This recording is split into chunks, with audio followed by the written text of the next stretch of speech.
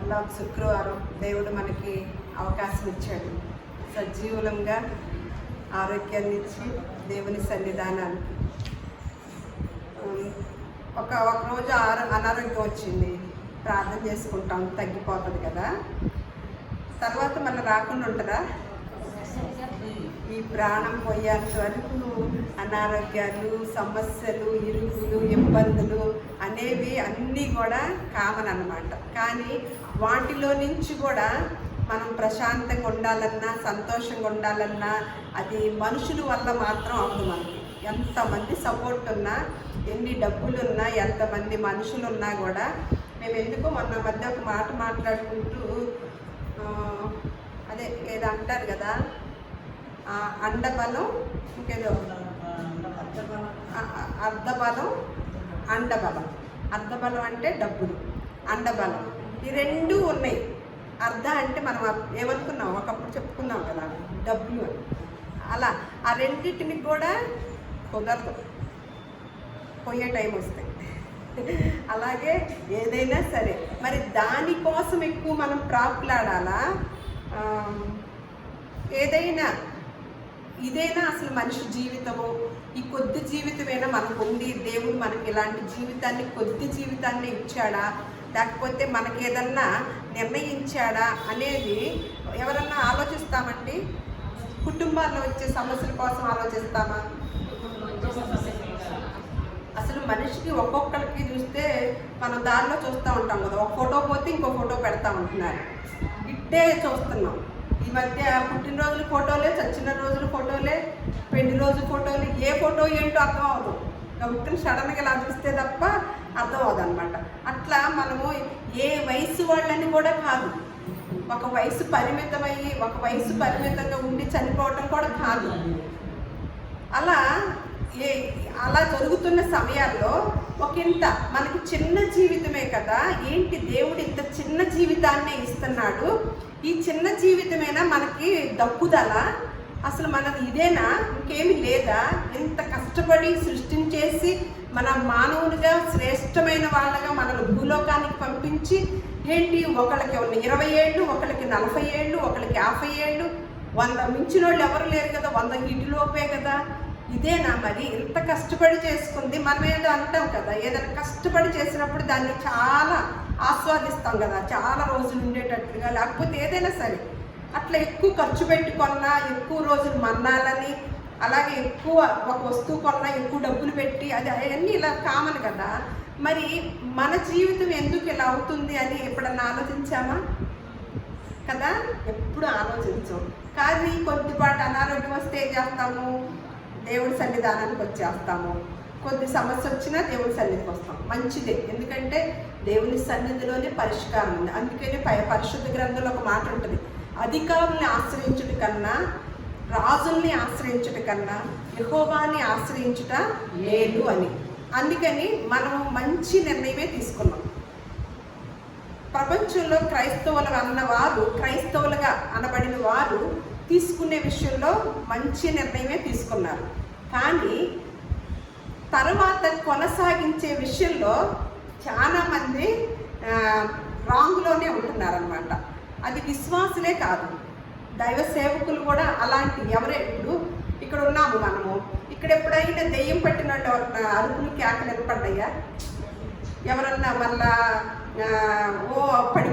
పడిపోయే వాళ్ళు ఎవరు వచ్చారా? లేదు కదా. కానీ ఎందుకని? ఇక్కడ నడిపించే వాళ్ళు ఆ బోధ చేయలేరు. అందుకని మన దగ్గరికి ఎవరు వస్తారు? చక్కగా వాక్యాన్ని వినేవారే వస్తారు. వినుట వల్ల విశ్వాసం కలిగిద్ది. అది కూడా ఎవరి మాటలై ఉండాలన్నారు? క్రీస్తు మాటలై ఉండాలి అని లేఖనాలు సెలవిస్తున్నాయి. అంటే మనం దేవుని సన్నిధికి వచ్చేది ఏంటంటే క్రీస్తు మాటలు వినటానికి. ఆ మాటల వల్ల మనకి విశ్వాసం అంటే నిబ్బరము, ధైర్యము, నమ్మకము అనేది ఏర్పడుద్ది అనమాట. అలాగే కానీ నేను ఈ మధ్య కాలంలో యూట్యూబ్లో చూస్తున్నాం ఎక్కువగా, ఏదైనా ఒక క్రైస్తవులు పెట్టామనుకోండి, ఇక డబడబా వచ్చేస్తాయి అనమాట. రకరకాల పాస్టర్లు, దైవజనులు నేను చూస్తున్నాను. నాకు ఈ మధ్యకాలంలో చాలా బాధేస్తుంది అనమాట.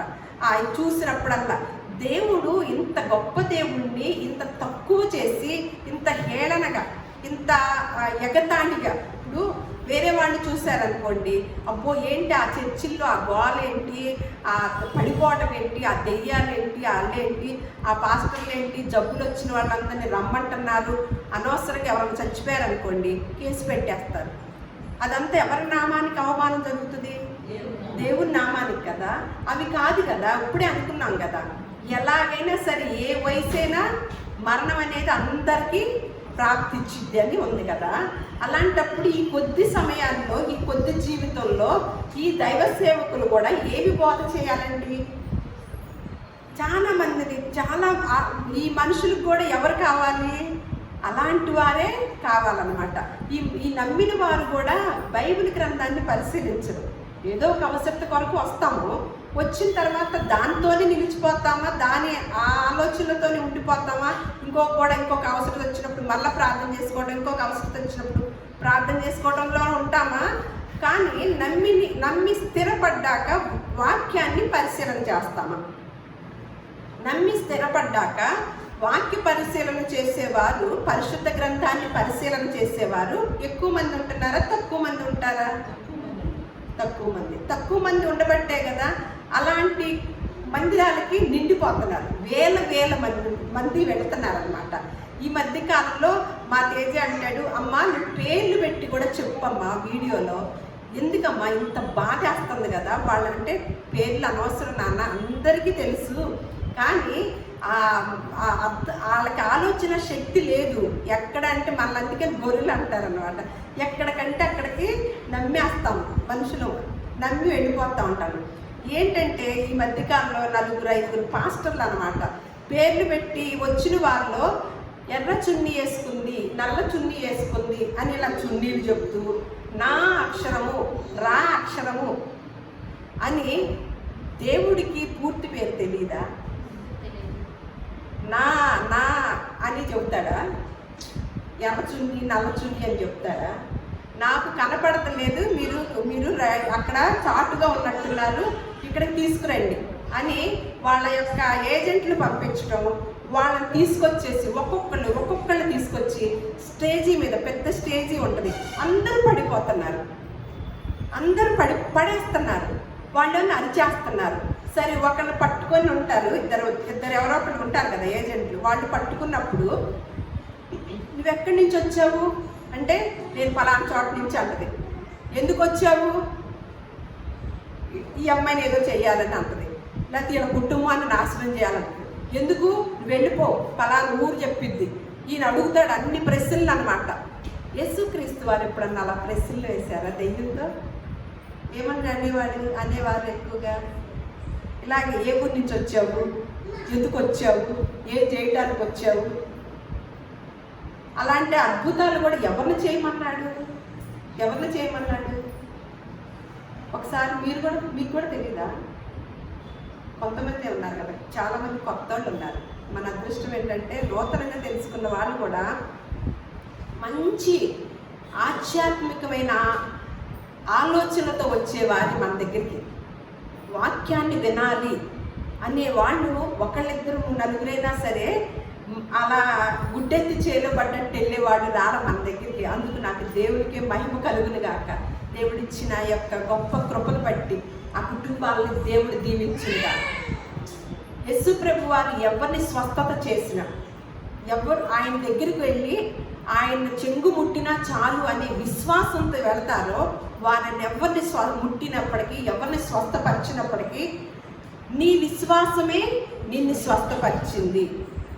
అందరి ప్రార్థనలు విండా పరిశుద్ధ గ్రంథంలో ఏమన్నా రాయించారా? మీరు వెళ్ళి అలచాటే చేయించుకోండి. మీలో ఎవరైనా రోగి అయి ఉన్నారా? సంఘం పెద్ద వెళ్ళి ఎక్కడికి వెళ్ళాలంట? స్టేజీ మీదగా తీసుకెళ్ళాలా? వాళ్ళ ఇంటికి వెళ్ళాలా? రోగి దగ్గరికి వెళ్ళాలన్నమాట. వెళ్ళి నూనె రాసి ప్రార్థించాలి. అలా నూనె అని చాలా చోట్ల మనం చూస్తాం. పాత నిబంధన కాలంలోనూ 2000 సంవత్సరాల పూర్వము, 2000 సంవత్సరాల్లో కూడా మెడిసిన్ అనేది తక్కువ కనిపెట్టడం జరిగింది. టెక్నాలజీ అనేది, ఈ వైద్యం అనేది తక్కువ అన్నమాట. అయితే ఆ దినాల్లో ఆయుర్వేద మందులోళ్ళు ఉన్నారు కదా, ఇప్పుడు కూడా కొనసాగేవాళ్ళు, వాళ్ళందరూ వనమూలికలు, ఆ యొక్క మనకు కూడా ఒక వీడియో కూడా చేసాం, మనము ఈ ఔషధాల గురించి పరిశుద్ధ గ్రంథంలో చెప్పిన ఔషధాలని అప్పుడు ఆయుర్వేద వైద్యులు చేసేవి కూడా మనకు చెప్పడం జరిగింది. అవన్నీ కూడా చేస్తూ ఉండేవారు అన్నమాట. తర్వాత కాలంలో ఏమైంది, ఇప్పుడు ఏదన్నా ఆ బైబిల్ గ్రంథంలో ఉన్న జబ్బుకి నూనె రాసినప్పుడు ఇప్పుడు రాస్తే కుదిరిద్దా? నూనె రాసేసి ఇంట్లో కూర్చోబెడితే కుదరదు. బైబిల్ చదివేటప్పుడు ఎప్పుడు కూడా కాలాన్ని చూడాలి. ఏ కాలంలో ఆ సంఘటన రాశారు అదొకటి, ఏ సందర్భంలో అది రాశారు, ఏ కుటుంబంలో జరిగింది, అది ఎవరి జీవితంలో జరిగింది, ఏ కాలంలో జరిగింది, ఏ సందర్భం ఏంటి అనేది మనం ఎప్పుడు పరిశుద్ధ గ్రంథాన్ని పరిగణలోకి తీసుకోవాలి. అంతేగాని అప్పుడెప్పుడో పాత నిబంధన గ్రంథంలో జరిగిన దాన్ని ఇప్పుడు పుత్రదాత ఫలాలు ఏదో ఉంటుంది, అవి ఎవరికి ఇచ్చారు? ఎవరికి? రాహేల్కేనా? భారతం అడగదు, పరిశుద్ధ గ్రంథం అడిగారు. రాహేల్కి తీసుకొచ్చి ఇచ్చారు పుత్రదాతలు. ఇప్పుడు కుదిరిద్దా? ఇప్పుడు వేరే టెక్నాలజీ వచ్చింది, ఇప్పుడు కుదరదు అన్నమాట. ఏ టెక్నాలజీ వచ్చినా, ఏ పుత్రదాత ఫలాలు తెచ్చినా, వృక్షాలు నాటినా అది ఎవరి నోట నుండి వచ్చితే జరిగినాయి అన్నీ దేవుని నోట నుండి వచ్చిన అందుకనే యేసుక్రీస్తు వారు ఒక మాట మాట్లాడతారు, మనుషుడు రెట్టు వలన మాత్రము కాదు కానీ దేవుని నోట నుండి వచ్చి ప్రతి మాట వలన జీవిస్తాడు అని. అలా అని రొట్టె పెట్టకోకుండా కూర్చోబెట్టండి. యేసుక్రీస్తు వారే చెప్పారు కదా, మనుషుడు రొట్టె వలన కాదు దేవుని నుంచి వచ్చే మాట వల్ల బ్రతుకుతాడు. అందుకని తిండి తిప్పలు మానేయండి, బతుకుతాడా నిజంగానే? ఆయన చెప్పిన యొక్క పరమార్థం ఏంటి? ఆ లోతైన జ్ఞానంలోకి వెళ్ళాలన్నమాట. ఎందుకన్నాడు? అసలు సృష్టిలో ఉన్నదంతా కూడా జరిగిందంతా ఎవరి మాట ద్వారా? దేవుని మాట ద్వారా జరిగింది. అప్పుడు ఆయన మాట ద్వారానే మనం బ్రతుకుతున్నాం. ఆది కాండంలోనే ఉంటుంది కదా, అది కలుగును గాక, ఇది కలుగును గాక, అది జరుగును గాక అని ఆయన పలికాడనమాట. వృక్షాలు కలుగును గాక, ఫల వృక్షాలు కలుగును గాక, జంతు జలాలు కలుగును గాక, పక్షి జాతి కలుగును గాక, అలా అన్నిటిని కూడా ఆ కూర మొక్కల్ని, ఆ ఆహారానికి సంబంధించిన ప్రతిదీ అసలు ఏదైనా సరే అలా జరిగింది కదా.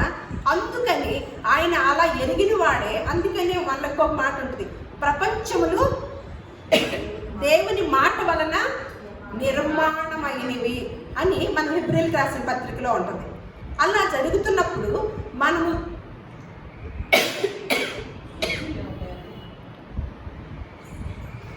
ఇలా దైవ సేవకులైన వారు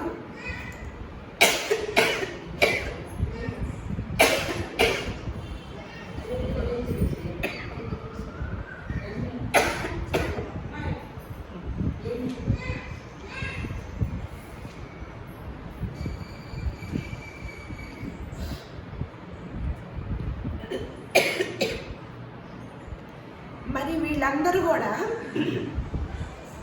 ఇలాంటి బోధ చేస్తున్నారేంటి?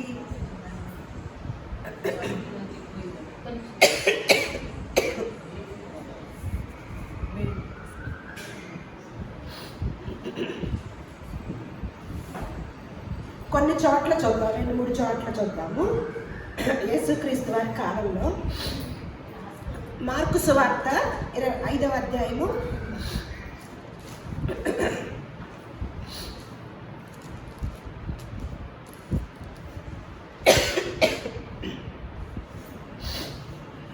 'అపవాది ఎలాంటి వాడు? శక్తివంతుడు. శక్తి ఉంది కదా. ఇప్పుడు సత్యం చెప్పుకుంటున్నాం కదా, కొంచెం డిస్టర్బెన్స్ అన్నమాట. దేవుడు సర్వశక్తిమంతుడు, అపవాది శక్తిమంతుడు, కానీ దేవుడు సర్వశక్తిమంతుడు. ఆయన ఏమి నేర్పాలనుకుంటే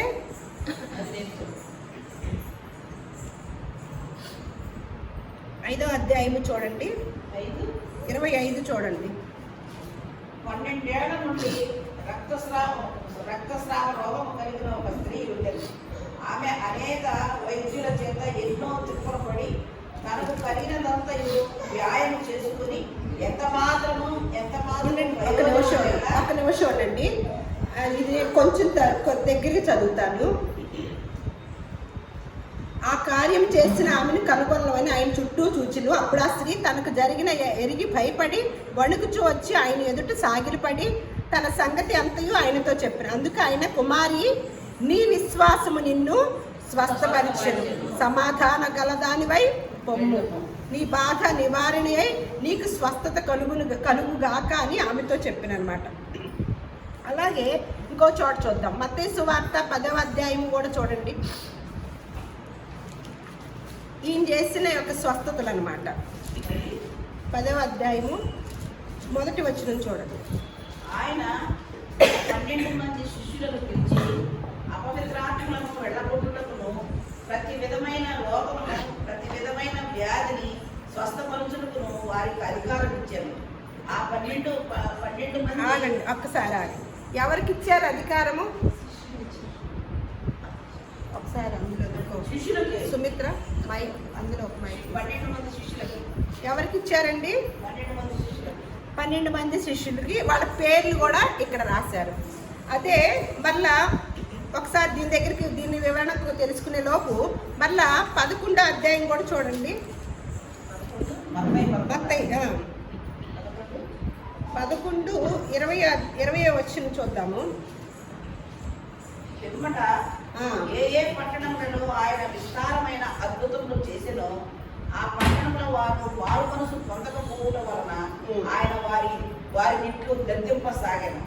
అయ్యో కొరాజీన, అయ్యో బెత్సాయిదా, మీ మధ్యన చేయబడిన అద్భుతములు తూరు సీదోను పట్టణములలో చేయబడిన ఎడల ఆ పట్టణంలో వారు పూర్వమే గోనె పట్ట కట్టుకొని బూడిద వేసుకొని మారు మనసు పొంది. అంతవరకేనండి. ఇక్కడ ఏమంటున్నాడు? మరి అద్భుతాలు చేస్తే ఏం జరగాలి? ఏ పట్టణంలో అయితే ఆయన విస్తారమైన అద్భుతాలు చేశాడనంట, ఆ పట్టణం వారు ఏమైందంట? వారు మారు మనసు పొందుకోలేదంట. అయితే ఇక్కడ చేసే అద్భుతాలు ఇంకో పట్టణంలో చేస్తే వారు ఈ పాటికి మారు మనసు పొందుకునేవారు అని బాధపడుతున్నాడు అనమాట. అక్కడ ఎవరికి ఇచ్చాడు? 12 మంది శిష్యులకి వాళ్ళ పేర్లు కూడా చెప్పడం జరిగింది. అయితే మళ్ళీ ఇంకో చోట మార్కు సువార్త 16వ అధ్యాయం తీయండి. మీకు కొన్ని వచనాలు రాసుకోండి. మనకి లూకా సువార్త 7వ అధ్యాయము 12వ వచనము, మత్తయి సువార్త, మార్కు 9:23 అవి కూడా రాసుకోండి. మత్తయి సువార్త 9వ అధ్యాయము 27వ వచనము, 33వ వచనము, అక్కడ వరకు ఇవన్నీ రాసుకొని తర్వాత చదువుకోండి, మనకి టైం లేదు. మార్కు సువార్త చూసి ఇవన్నీ కూడా ఎందుకు జరిగినాయి అంటే 16-20 చూద్దాము. వారు బయలుదేరి వాక్యమంతగా ప్రకటించి ప్రభువు వారికి సహకారులై ఉండి వెనువెంట జరుగుతూ వచ్చిన సూచిక క్రియల వలన వాక్యములు స్థిరపరచబడి. ఇక్కడ 14 నుంచి చదువుదాము. పిమ్మట 11 మంది శిష్యులు భోజనముల ఏ శిష్యులకైతే అద్భుతాలు చేయొచ్చని చెప్పారో ఇప్పుడు ఆ శిష్యులే ఇక్కడ ఉన్నారు కదా, ఆ శిష్యులతో మాట్లాడుతున్నాడు అనమాట యేసుక్రీస్తు వారు. ఏమనంటే పిమ్మట 11 మంది శిష్యులు భోజనంలో కూర్చున్నప్పుడు ఆయన వారికి ప్రత్యక్షమై తాను లేచిన తరువాత తను చూచిన వారి మాట నమ్మనందున వారి అపనమ్మిక నిమిత్తమును హృదయ కాఠిన్యము నిమిత్తమును వారిని గద్దించెను. మరియు మీరు సర్వలోకమునకు వెళ్ళి సర్వ సృష్టికి సువార్తను ప్రకటించుడి.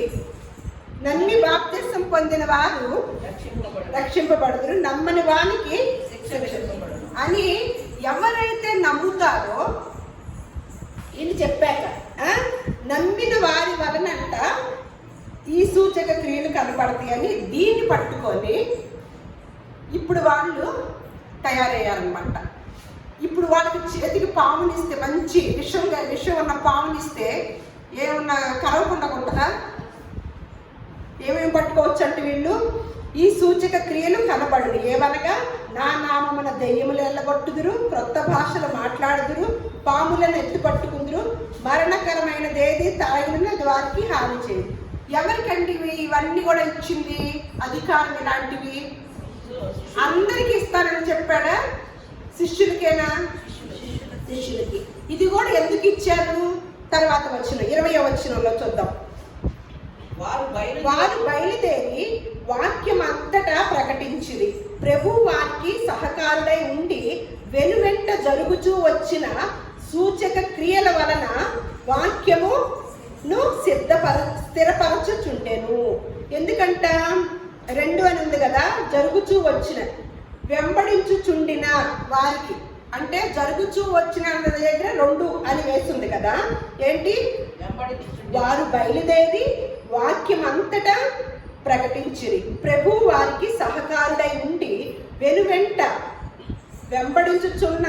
వెంబడించుచుండిన సూచక క్రియల వలన వాక్యమును స్థిరపరచబడి. ఇప్పుడు ఎన్ని చేసినప్పటికీ దేన్ని స్థిరపరచడానికండి? వాక్యాన్ని స్థిరపరచడానికే జరిగింది. తర్వాత ఈ శిష్యులే అపోస్తుల కార్యాల్లో ఉన్నారా? కొంతమంది ఈ శిష్యులే ఉన్నారా? వారి ద్వారా అపోస్తుల ద్వారా జరిగినాయి అన్నమాట. కొంత అపోస్తుల కార్యాలు కూడా చూడండి. అక్కడ కూడా కొన్ని మీరు అధ్యాయాలు కొన్ని చదువుకోండి. అక్కడ కొంతమంది పేతురు ద్వారాను, పౌలు గారి ద్వారాను, అట్లా వాళ్ళందరి ద్వారా జరిగినాయి అన్నమాట. ఇక అక్కడతో తర్వాత అపోస్తులు ఎలాంటి బోధ చేశారో ఇప్పుడు చూద్దాం అన్నమాట. ఇప్పుడు వరకు నేను ఎప్పుడు చెప్తాను, పరిశుద్ధ గ్రంథాన్ని ఆ రోజుల్లో పూర్తి అయ్యి లేదు.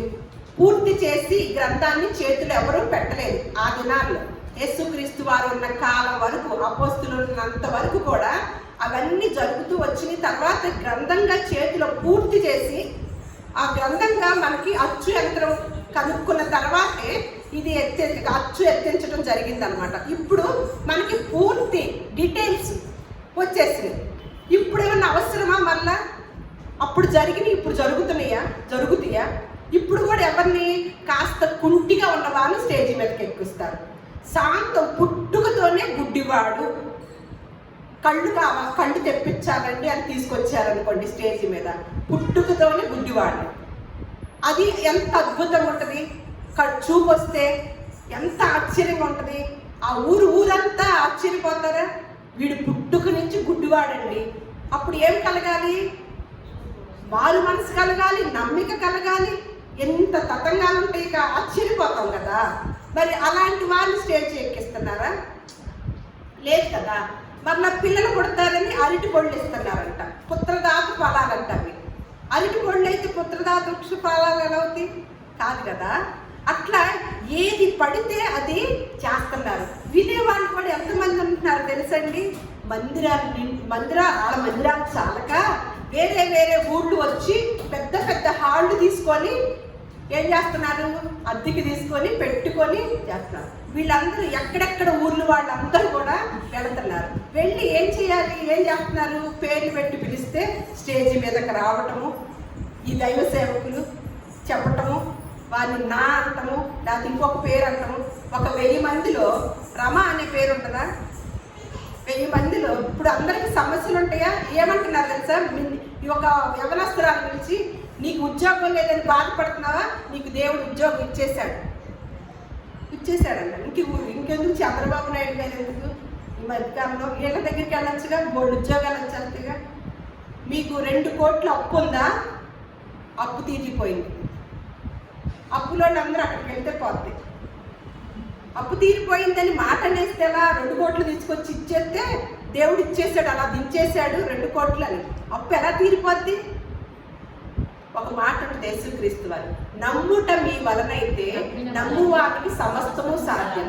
మీ విశ్వాసమే, మీ నమ్మకమే మిమ్మల్ని నడిపించింది, మీ నమ్మకమే మిమ్మల్ని స్వస్థపరిచింది.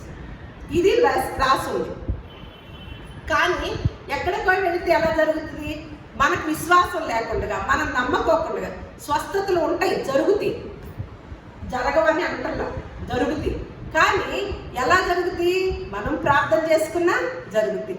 కానీ మందిరాలకు వచ్చే దేనికి? భౌతికమైన అవసరతల కోసం వస్తున్నామా? ఆత్మలను రక్షించే శక్తి కలిగిన వాక్యం వినడానికి వస్తున్నామా? శరీరాలను రక్షించే వాక్యం కొరకు వెళ్తున్నామా? దేనికోసం వెళ్తున్నాం మందిరాలకి? ఆత్మలు రక్షించే వాక్యాన్ని మనం కనుక వింటే, ఆ వినుట వల్ల ఏం కలిగింది? మనకి వెంటనే విశ్వాసం కలిగింది. అప్పుడు విశ్వాసం, ఆవగించంత విశ్వాసం ఉంటే ఏదైనా చేయగలమని లేఖనాలు సెలవిస్తున్నాయి. అప్పుడు ఎక్కడికో వెళ్ళి వీటికే పరిమితం అయితే వాక్యంలో స్థిరపరచబడేది ఎప్పుడు? లేఖనాలు నేర్చుకునేది ఎప్పుడు? దేవుడు మన కొరకు రాయించిన విషయాలన్నీ తెలుసుకునేది ఎప్పుడు? ఇప్పుడు అనారోగ్యం వచ్చింది, రేపు రాకుండా ఉంటుందా? మన మన మన విశ్వాసం కూడా దేని మీద బేస్ అయి ఉంటుంది? అపవాది ఏం చేస్తున్నాడంటే మనకు తెలియకుండానే మన యొక్క విశ్వాసాన్ని దేవుడి సన్నిధానంలో మనం మనం ఎలాగైతే మనము నమ్మకం ఉంచాలో వాక్యం పట్ల, దాని మీద లేకుండా భౌతికమైన అవసరతల కొరకే నమ్మకం ఉంచేటట్లుగా మనల్ని ఎంతమంది అయితే నమ్మారో వారందరినీ ఏం చేస్తుంది? దారి తప్పిస్తుంది అన్నమాట. అందుకనే రక్షణ పొందువారు ఎంతమంది అంట? కొద్దిమందే అంటున్నాడు. అలాగే ఆయన వచ్చినప్పుడు భూలోకంలో విశ్వాసాన్ని నేను కనుగొంటానా? అసలు ఆశ్చర్యం వేస్తుంది. అసలు విశ్వాసంలో ఉంటారా వీళ్ళు, తొలగిపోతారా అని దేవుడు ఎదురు చూస్తున్నాడు అనమాట. మరి అపోస్తులు ఉన్నారు కదా, వారు ఏ బోధ చేశారో వారు కూడా ఇలాగే పడగొట్టారంటారా? వచ్చిన వారిని ఈ భక్తి విధానం ఏంటో తెలుసండి. పడిపోయిన వారిని లేవనెత్తేది ఈ భక్తి విధానం. యేసుక్రీస్తు వారు చేసిన పని అన్నమాట. ఈ పాస్టర్లు ఏం చేస్తున్నారు? నిలబడిన వారిని పడగొడుతున్నారు. మనుషులకు కూడా ఏది కావాలండి? అదే కావాలి. అందుకని కొద్దిమంది భక్తులు అపోస్తులు ఉన్నారు. వారు ఏం చెప్పారో వారి గురించి ఫిలిప్పీయులకు రాసిన పత్రిక 1వ అధ్యాయము 30వ వచనం.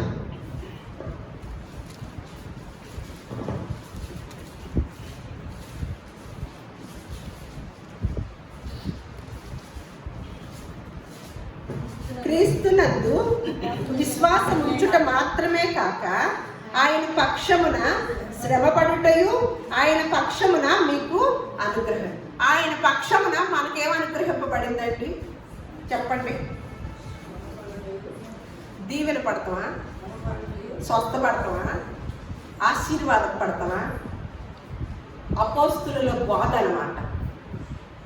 అలనాడు యేసుక్రీస్తు వారు వెళుతూ, ఎందుకు యేసుక్రీస్తు వారు కూడా ఎందుకు చేశారంటే, ఆయన ఉన్న సమయము 3.5 సంవత్సరాలే ప్రజల మంది కనపడాలి. ఆ 3.5 సంవత్సరాల్లో ఆయన స్థిరపడాలంటే ఆదియందు వాక్యం ఉండెను, ఆ వాక్యమే శరీరధారి కృపా సత్య సంపూర్ణుడుగా మన మధ్య నివాసం చేస్తుంది. ఈ వాక్యాన్ని స్థిరపరచబడాలంటే ఈయన టకటక ఒక అద్భుతాలు చేయాలి. అద్భుతాలు చేయకుండా మనలాగా సామాన్య మానవుడుగా ఉన్నాడు అనుకోండి, యేసుక్రీస్తు వారు దైవ కుమారుడిగా గుర్తింపు పొందుతాడా? తెలియచేయటం కోసం కొన్ని అద్భుతాలు టకటక చేశాడు.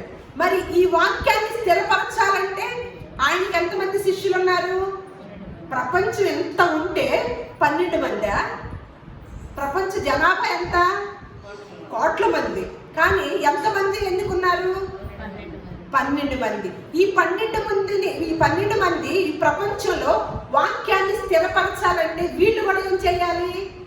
వీళ్ళున్న కాలంలో వీళ్ళు కూడా కొన్ని అద్భుతాలు చేయాలన్నమాట. మనుషుల స్వభావం ఏంటి? అదిగో అంటే అక్కడికి వెళ్ళడంలో ముందుంటాం కదా, అలవాటు అయిపోయిన ప్రజల ప్రాణం కదా. అలా స్థిరపరచడానికి చేసి వారి తర్వాత పత్రికలు రాసినప్పుడు అపోస్తుల కార్యాల వరకే ఉంటాయండి కొన్ని. అందుకని గారడీ సీమోను గురించి కూడా మనం చూస్తాం. అవన్నీ మీరు తర్వాత అపోస్తుల కార్యాలు చదవండి. శిష్యులు ఎలాగైతే చేశారో పేతురు, పౌలు గారు, ఇలా గారడీ సీమోను కూడా ఆయన ఏం చేస్తాడు? వాళ్ళు చేసినయే చేస్తారు. జిమ్మిక్కులు ఇప్పుడు జరుగుతున్నాయా? గారడీ విద్యలు ఉన్నాయా? ఇంకోటి ఏవో ఉంటాయి కదా రకరకాలు. మన కళ్ళ ముందే అన్ని చేసి చూపిస్తారు కదా. మరి వాళ్ళకి ఈయనకి తేడా ఏముంటుంది? దేవుణ్ణి కూడా అలా చేసి చూపిస్తున్నారు అన్నమాట. దేవుడు ఎలాంటి వాడు? మహాకాశములు పట్టజాలనంత దేవుడా.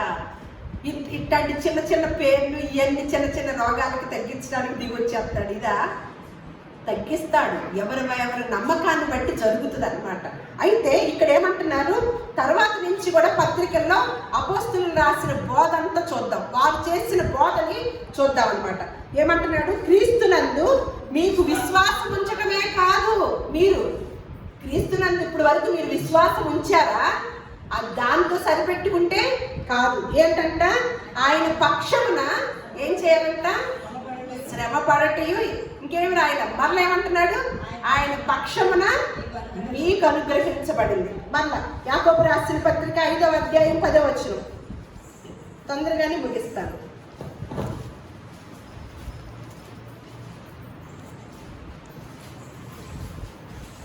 నా సహోదరులారా, ప్రభువు నామమున బోధించిన ప్రవక్తలను శ్రమానుభవమునకును ఓపికకును మాదిరిగా పెట్టుకోండి.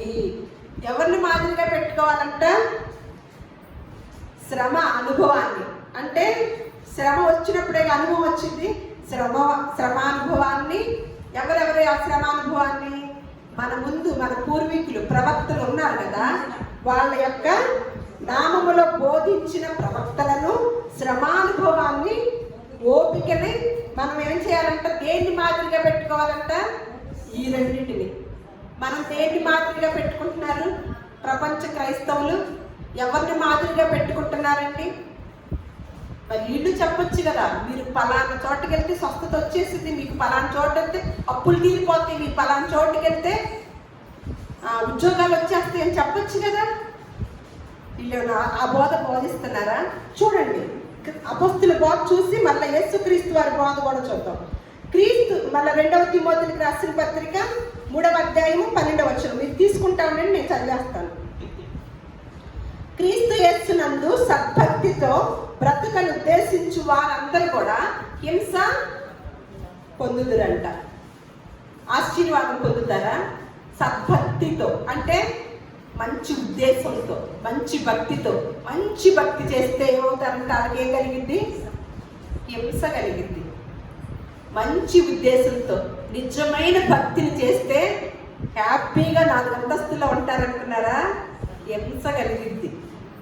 అందుకని క్రీస్తు యేసునందు సద్భక్తితో బ్రతుకును ఉద్దేశించి వారందరూ కూడా హింస పొందుదురు. మళ్ళీ 2వ తిమోతికి రాసిన పత్రిక 4వ అధ్యాయం 3వ వచనం. జనులు హితబోధన సహింపక, ఈ జనులకంట వీళ్ళ గురించి కూడా, ఎందుకంటే మనల్ని పుట్టించిన దేవుడు మన గురించి తెలియదా? మన మైండ్ సెట్ ఏంటో, మనకేం కావాలో, దేనికి ఎక్కడికి ఎక్కువగా వెళ్తామో, ఎక్కడికి అయితే ఎక్కువగా వెళ్తామో తెలుసు కదా. అందుకని ఏం రాస్తున్నారంటే, ఈ జనులంట దేన్ని అంట? హితబోధను సహింపక.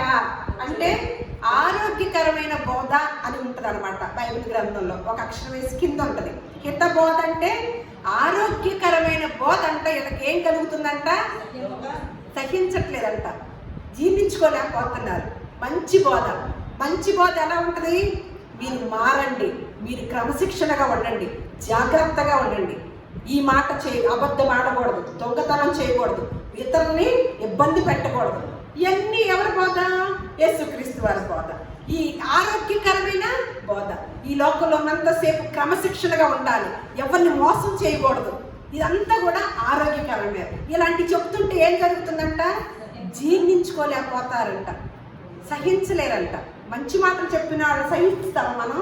నాకు చెప్పండి, మంచి మాటలు మన దగ్గరికి వస్తారేమో? ఎవరో మీలాంటి వాళ్ళు తప్ప. ఏమంటున్నాడు? హితబోధలు సహింపక దురద చెవులు గలవారై తమ స్వకీయ దురాశలకు అనుకూలమైన బోధకుల్ని ఎవరు పోగు చేసుకుంటున్నారంట? తమ కొరకు పోగు చేసుకొని సత్యమునకు అంటే వాక్యమునకు చెవినియ్యక కల్పనా కథల వైపునకు తిరుగు కాలము వచ్చును. ఏంటంటే చూడండి, తమ సొంత దురాశలకు అనుకూలమైన బోధకుల్ని ఎక్కడున్నారా వెళ్ళిపోతున్నారంట. అసలు ఒక రకమైన తిరణాల్లాగా ఉంటుంది ఒక్కొక్క చోట అంటండి. ఏంటి అక్కడ ఎందుకు ఏంటంటే ఇక్కడ రాశారనమాట. వాళ్ళనంటే అనుకూలమైన బోధకుల్ని తమ కొరకు పోగు చేసుకొని వాక్యమునకు చెవినియ్యక కల్పన కథల వైపునకు తిరుగు కాలము వచ్చునంట. మళ్ళీ యాకోబు రాసిన పత్రిక 2వ అధ్యాయం 5వ వచనము. అపోస్తుల బోధ అన్నమాట. నా ప్రియ సహోదరులారా ఆలకించుడి, ఈ లోక విషయములో ఇక్కడ బాగా వినండి. దరిద్రులైన వారిని ఏం చేస్తారంటే దేవుడిచ్చే బహుమానం ఏంటో, దేవుడిచ్చే ఆశీర్వాదం ఏంటో తెలుసండి. ఈ లోక విషయంలో దరిద్రులైన వారిని ఏ విషయంలో భాగ్యవంతులుగా చేస్తాడంట? విశ్వాసమందు భాగ్యవంతులుగాను, తన్ను ప్రేమించు వారికి తాను వాగ్దానం చేసిన రాజ్యమునకు వారసులుగాను ఉండుటకు దేవుడు ఏర్పరచుకున్నాడు. మనోళ్ళు ఏం చెప్తారు? మనోళ్ళు ఏమి ఇస్తామంటారు?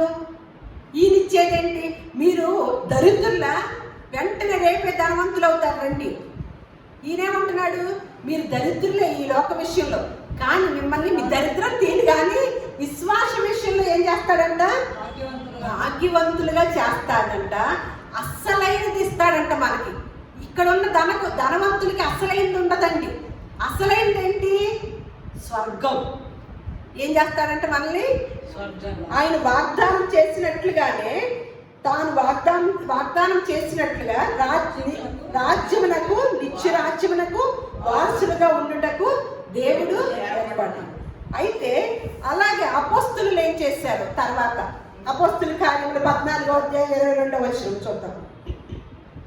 అపోస్తుల కార్యములు 14వ అధ్యాయం 22వ వచనం.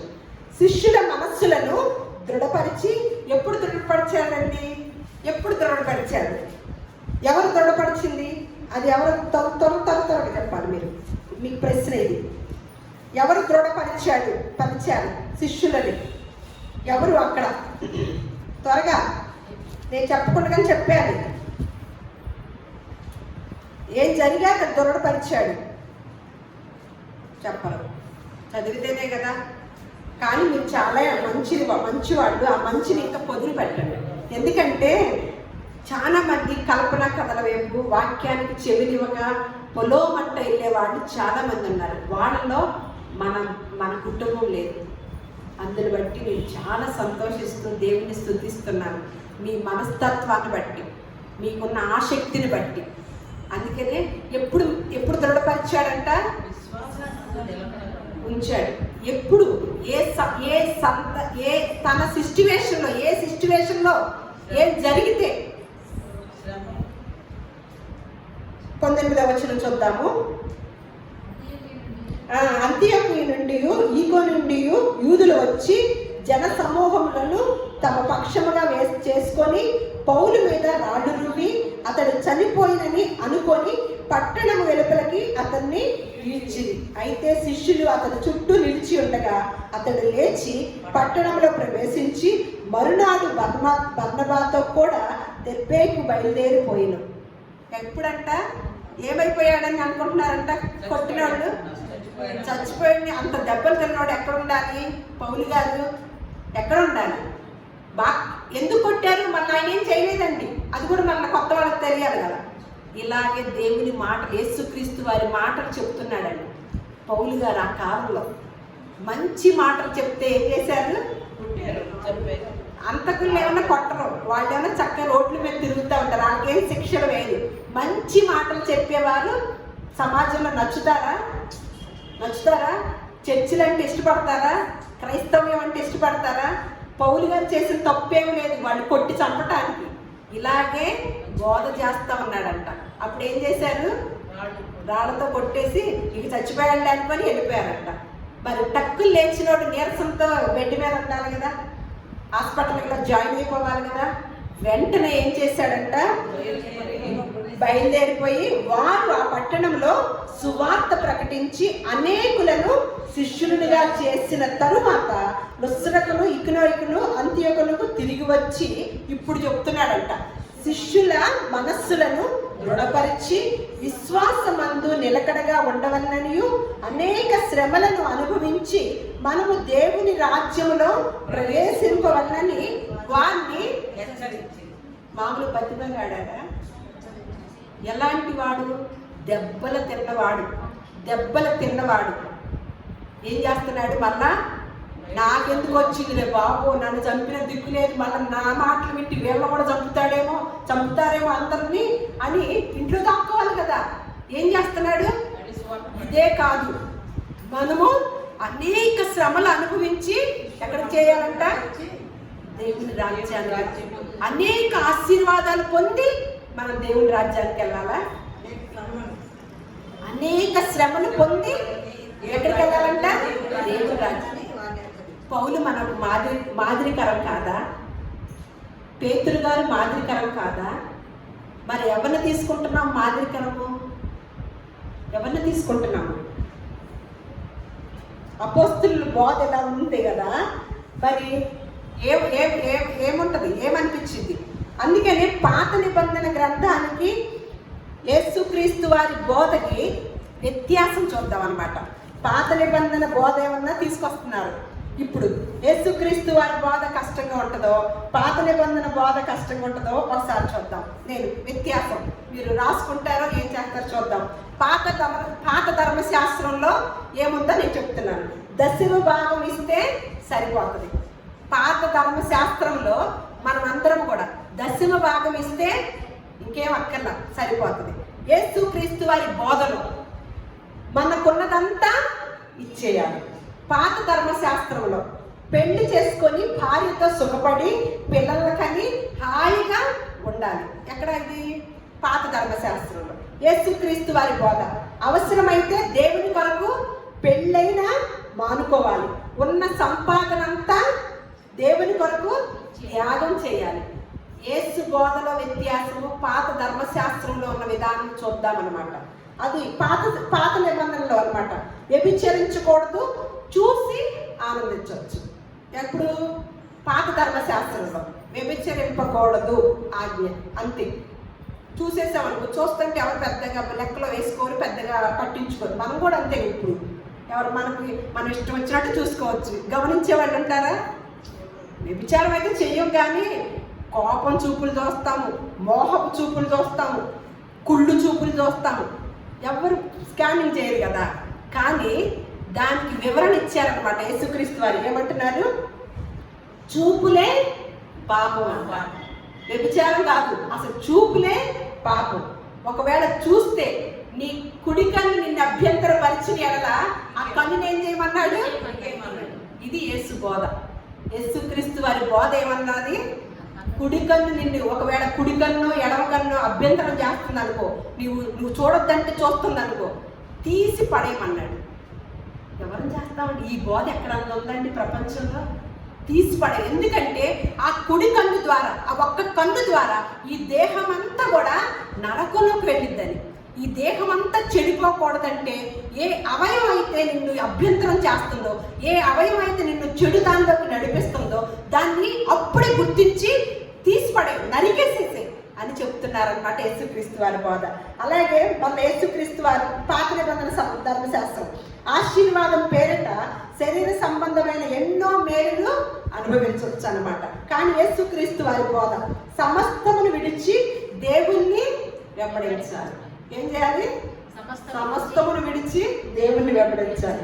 పాత ధర్మశాస్త్రం తల్లిదండ్రులని సన్మానించాలి, వారికి విధేయత కలిగి ఉండాలి. యేసుక్రీస్తు వారి బోధ తల్లిదండ్రులను సన్మానించాలి, ఓకే. కానీ దేవుని కొరకు కొన్ని సందర్భాల్లో తల్లిదండ్రులనైనను, అన్నదమ్ములనైనను, అక్క చెల్లెళ్ళనైనను విడిచిపెట్టాలి.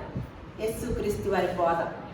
అలాగే పాత నిబంధనలో యాజకులు తప్ప ఎవరు కూడా దేవుని సేవ చేయకూడదు. పాత ధర్మశాస్త్రంలో యేసుక్రీస్తు వారి బోధ. ప్రతి క్రైస్తవుడు దేవుని పని చేయాలి, సువార్త ప్రకటించాలి. మళ్ళీ పాత నిబంధనలో ప్రభుత్వానికి వంత పాడాలి. పాతకాలంలో యేసుక్రీస్తు వారి బోధ అధికారంతో ప్రభుత్వాలైనా ప్రజాప్రతినిధులైనా సరిదిద్దాలి. ఎవరైతే దేవుని యొక్క వాక్య ప్రకారం నిలిచి జీవిస్తూ ఉంటారో వాళ్ళకి అటువంటి అధికారం అనమాట. ఎవరినైనా శాసించవచ్చు అనమాట. మనం కరెక్ట్గా ఉన్నాం అనుకోండి, మనకి ఎటువంటి అధికారాన్ని ఇచ్చాడు? ఎవరినైనా శాసించే అధికారాన్ని. అందుకనే బుద్ధి చెప్పుము, ఖండించుము, బుద్ధి చెప్పుము అని తిమోతికి చెప్తూ ఉంటాడు అనమాట. నువ్వు వెళ్ళి సేవ చేసేటప్పుడు ఖండించు, బుద్ధి చెప్పు. ఎందుకంటే జనులు దురద చెవులు కలిగిన వాడు కదా, ఆ బోధన సహించరు కదా అని చెప్తారనమాట. ఇలాంటి బోధ ఉన్నప్పుడు ఏది కష్టమండి? ఏ బోధ కష్టము? మరి సునాయాసంగా స్వస్థతలు చేస్తూ, సునాయాసంగా మిమ్మల్ని అప్పులు తీర్చుతాను, సునాయాసంగా మీకు పిల్లలు పుడతారు, సునాయాసంగా మీకు ఉద్యోగాలు వస్తాయి అని ఎందుకు చెప్తున్నారండి? యేసుక్రీస్తు వారి బోధలు ఇవన్నీ ఉన్నాయా? అపోస్తుల బోధలో ఉన్నాయా? ఏమున్నాయి? అనేక శ్రమలు. అలాగే దేవుని యొక్క వాక్యపు విలువను నేను ఒక్కసారి చెప్పి మనం ముగించుదాము. ద్వితీయోపదేశకాండము 30వ అధ్యాయం 20వ వచనం చూద్దాము. ద్వితీయోపదేశకాండము 30వ అధ్యాయం 20వ వచనం. ఎందుకు దేవుడు, అందుకని యేసుక్రీస్తు వారి మార్కు సువార్తలో చెప్పారు కదా, వాక్యాన్ని స్థిరపరచండి, మీరు వెళ్ళి సర్వ సృష్టికి వెళ్ళి సువార్తను ప్రకటించి వాక్యమును స్థిరపరచండి అని చెప్పాడు కదా. ద్వితీయోపదేశకాండము 30వ అధ్యాయము. నీ పితరులైన అబ్రహాము, ఇస్సాకు, యాకోబులకు ఆయన ప్రమాణం చేసిన దేశంలో మీరు నివసించినట్లు యెహోవాయే నీ ప్రాణమునకును నీ దీర్ఘాయుష్కును మూలమై ఉన్నాడు అని చెప్తూ ఇక్కడ ఉంది. కాబట్టి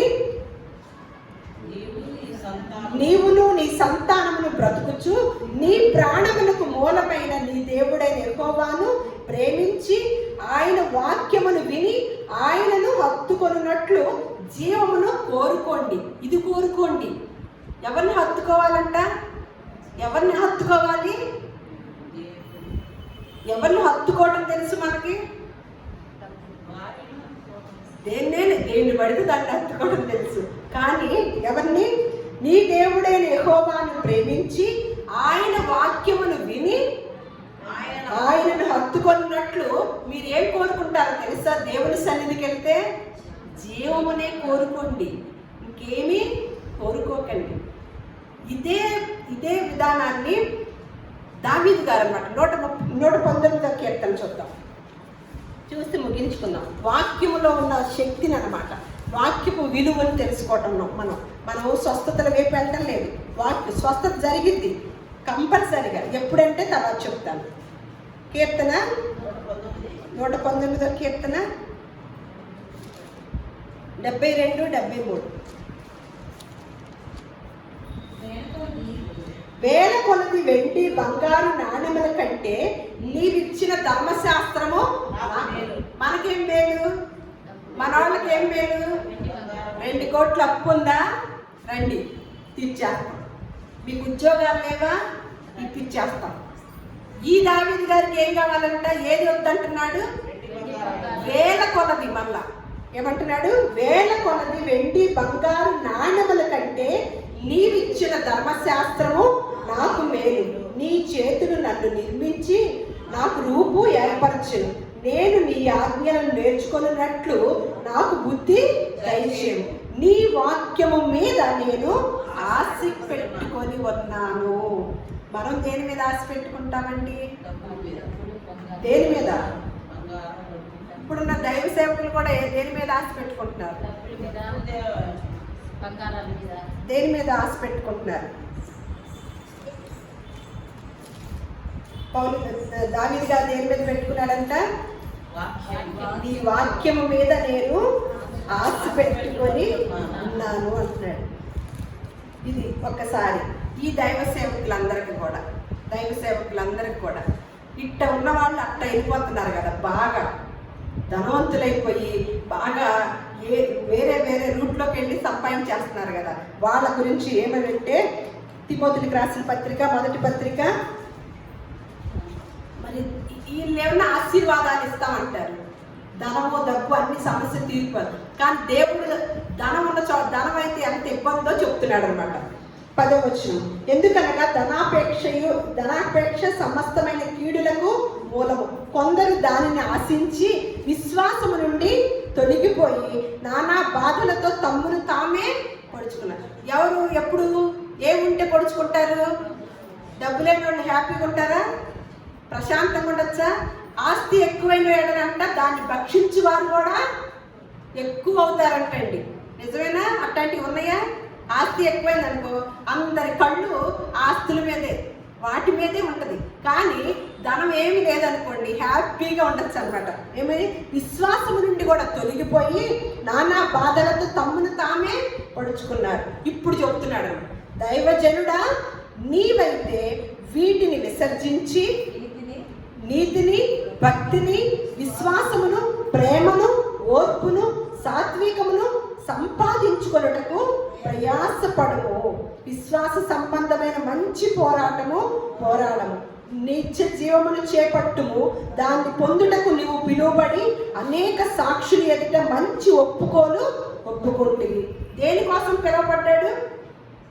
అనేక మందికి నిత్య జీవాన్ని నడిపించే సారథులుగా పిలువబడ్డారు దైవ సేవకులైన వారు. దేన్ని విడిచిపెట్టి దేన్ని గురించి పారిపోమంటున్నాడు? ఇక్కడ రాసి ఉంచారు, విసర్జించి అన్న చోట విడిచి పారిపోమ్మని. ఇంకోటి ఏదంట? ప్రయాసపడమంటే దీనికోసము వెంటాడు, అంతేకాని డబ్బుల వైపు వెంటాడద్దు అంటున్నాడు. ధన వైపు. నీవైతే దైవజనుడా. ఇది ఎవరన్నా పాటిస్తున్నారా? ఎవరు పాటించారు? అందరికీ ఏం కావాలి? కానీ వేల కొలది వెండి బంగారు నాణ్యముల కన్నా నీవిచ్చిన ధర్మశాస్త్రము నాకు మేలు. నీ వాక్యము మీద నేను ఆశ పెట్టుకొని ఉన్నాను. వాక్యమును ఆ దేవుణ్ణి హత్తుకొని మీరు జీవమును మాత్రమే ఆయన దగ్గరికి వెళ్ళినప్పుడు కోరుకోండి అని కొంతమంది భక్తులు చెప్పిన మాటలు, దేవుడు చెప్పిన బోధ, యేసుక్రీస్తు వారు చెప్పిన బోధ, అపోస్తుల బోధ తేడాగా ఉంది. ఇక్కడ తేడాగా ఉంటుంది అన్నమాట. మనం ఏ బోధ అనుసరించుతున్నాం, ఏ విషయంలో మనము విశ్వాసంతో ఉండగలుగుతున్నాం, దేన్ని హత్తుకుంటున్నాము, దేని మీద ఆశ పెట్టుకుంటున్నాము అనేది ఒకంత ఆలోచిస్తే అంతలో కనపడి ఇంతలో మాయమైపోయే ఆవిరి లాంటి జీవితానికి ఎంత ప్రయాసపడుతున్నామో, అలాగే వాక్యం తెలిసిన వారు కూడా అటువంటి పరిస్థితుల్లో వెళుతుంటే చాలా బాధేస్తుంది అనమాట. మీరెంతైనా ధన్యులు, మనమందరం ఎంతైనా ధన్యులు అనమాట. ఈ లోకంలో ఏమున్నా లేకపోయినా దేవుణ్ణి కలిగి ఉంటే, అందుకనే యేసుక్రీస్తు వారు ఇస్తానంటున్నాడు. ఎప్పుడు ఇస్తానంటున్నాడు తెలుసా? ముందు ఆయన నీతిని, రాజ్యాన్ని వెతకండి, మీకు ఏది కొదవగా ఉన్నదో అవన్నీ ఇస్తారు. మేము అలాగే వెతికాము, మమ్మల్ని ఈ స్థానంలో దేవుడు ఉంచాడు. మీకు ఇస్తారు, మీ ప్రార్థనలే పెట్టాడు. మీ విశ్వాసమే గొప్పది. మీ విశ్వాసం మిమ్మల్ని ఎన్ని చోట్లకైనా నడిపించింది, ఏ పరిస్థితుల్లోనైనా నడిపించింది, దేన్నైనా. అందుకే నమ్ముట నీ వంతైతే నమ్మువానికి 1, 2, 3, 4, 5 కాదు, సమస్తము సాధ్యం. కుమారి, మీ విశ్వాసమే మిమ్మల్ని స్వస్థపరిచింది. సాక్షాత్ యేసుక్రీస్తు వారే చెప్పిన మాట. అంతే. మన విశ్వాసంతో విశ్వాస పరిమాణాన్ని పెంచుకుంటూ వాక్యము కొరకు ఆశపడుతూ, ఎందుకంటే లేఖనములోనే నిత్య జీవం ఉంది. అందుకనే వాక్యమును, ఆయన్ని ప్రేమించి జీవమునే మీరు కోరుకోండి. దేవుడు మిమ్మల్ని అందరినీ కూడా ఆ విధముగా ఆశీర్వదించును గాక. ఆమేన్.